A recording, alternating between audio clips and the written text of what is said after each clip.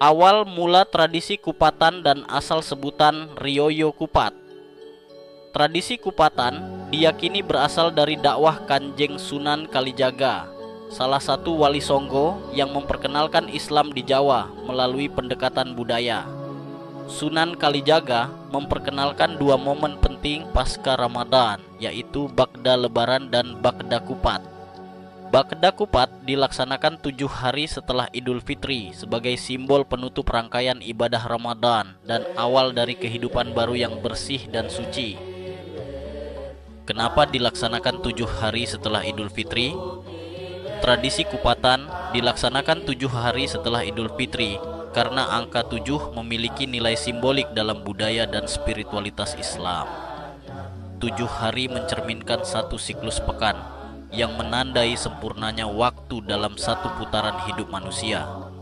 Secara spiritual, pelaksanaan di hari ke-7 menjadi waktu reflektif, memberi jeda bagi umat Islam untuk merenungi makna Ramadan dan Idul Fitri, serta memperkuat kembali hubungan sosial lewat silaturahmi dan permintaan maaf yang lebih luas.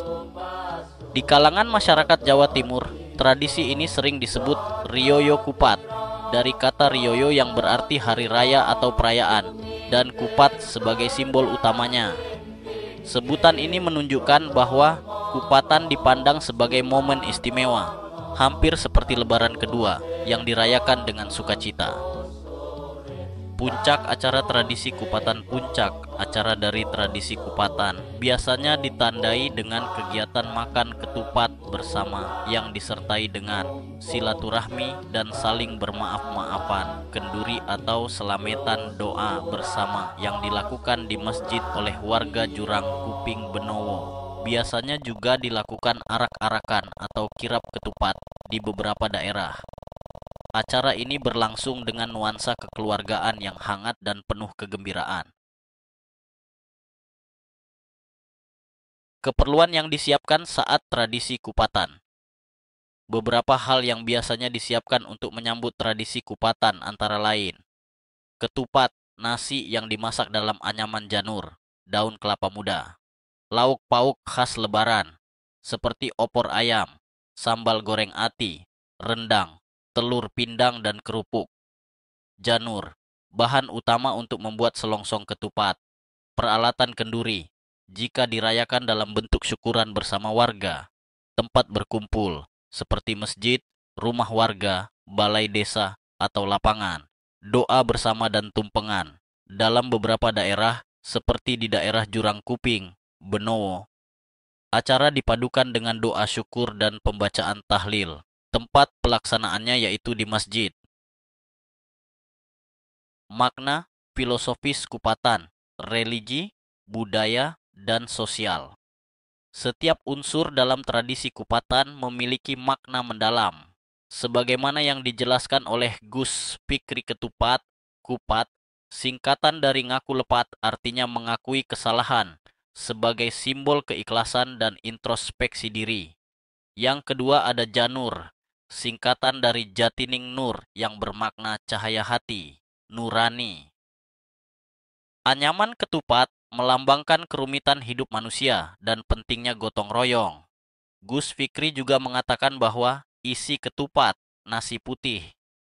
Selain dilambangkan kesucian, nasi putih juga dilambangkan dengan sifat manusia dalam hidup di dunia yang bahagia, juga kebersihan hati setelah berpuasa.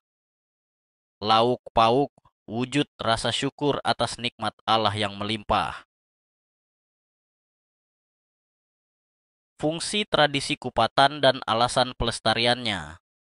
Tradisi kupatan memiliki banyak fungsi religius sebagai perpanjangan dari ibadah Ramadan dalam bentuk nyata berupa silaturahmi dan saling memaafkan. Budaya memperkuat identitas dan nilai-nilai luhur masyarakat Jawa. Sosial menjadi sarana untuk mempererat hubungan antar warga, memperkuat kohesi sosial. Edukasi moral, menanamkan nilai-nilai luhur seperti rendah hati, saling menghormati, dan introspeksi diri. Pelestarian tradisi kupatan penting agar generasi muda tetap terkoneksi dengan akar budaya dan nilai-nilai kebaikan yang diajarkan oleh leluhur. Tradisi Kupatan mengalami sejumlah perubahan, terutama dalam bentuk pelaksanaannya. Dulu, Kupatan lebih sakral dengan doa bersama dan nuansa spiritual yang kuat. Sekarang, di beberapa tempat Kupatan berubah menjadi acara komunal yang lebih meriah, terkadang dikemas sebagai festival budaya dengan tambahan hiburan, bazar, atau lomba.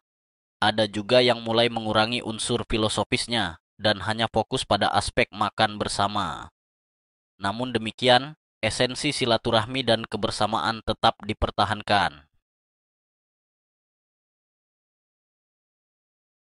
Pelestarian budaya Kupatan agar tetap lestari.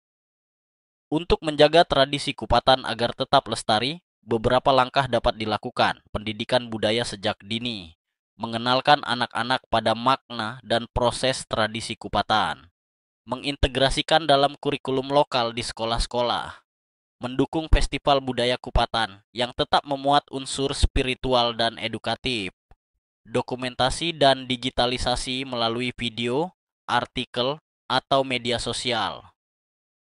Kolaborasi lintas generasi, orang tua mengajarkan cara membuat ketupat dan filosofi di baliknya kepada anak-anak. Dukungan dari pemerintah dan komunitas budaya untuk menjadikan Kupatan sebagai warisan budaya tak benda